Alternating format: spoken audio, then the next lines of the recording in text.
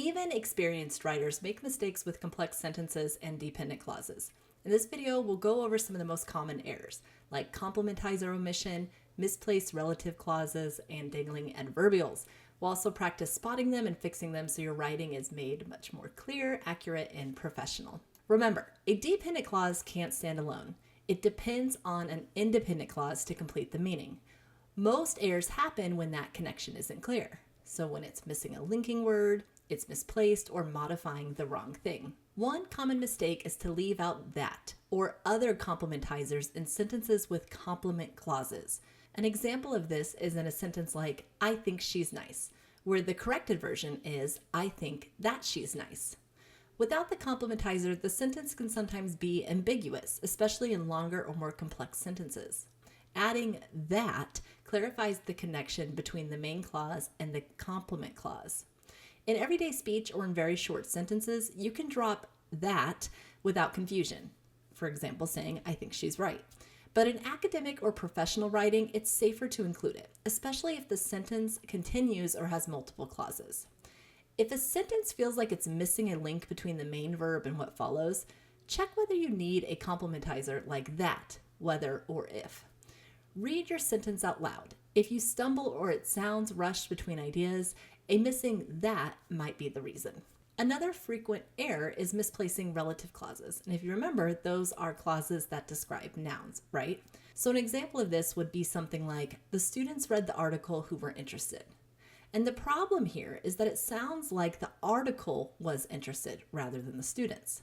So we can correct this by saying, the students who were interested read the article. Always check which noun your relative clause is describing.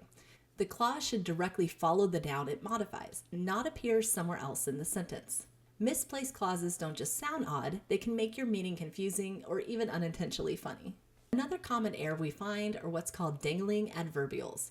And dangling adverbials happen when the dependent clause seems to modify the wrong subject.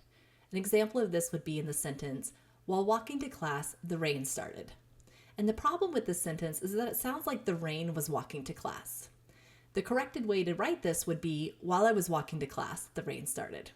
So the tip here is to identify the subject of the main clause and make sure it's the one that the adverbial clause is describing.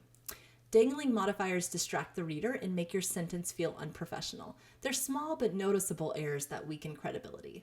So we covered 3 common errors: complementizer omission, misplaced relative clauses, and dangling adverbials. And these are the errors you'll see the most often.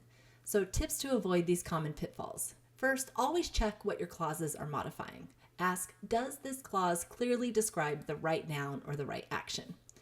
Second, make sure dependent clauses are correctly placed. Introductory clauses usually come first, but ending clauses must logically follow what they modify. Third, don't forget little words like that, if, or whether. They often clarify meaning and prevent ambiguity. And finally, read sentences out loud. If it sounds confusing or you lose track of who's doing what, the clause placement or punctuation may need adjustment.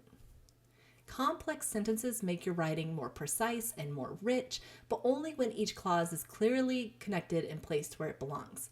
The goal isn't just grammatical correctness, it's clarity and control. When your clauses are intentional, your writing not only makes sense, it sounds confident and it sounds professional.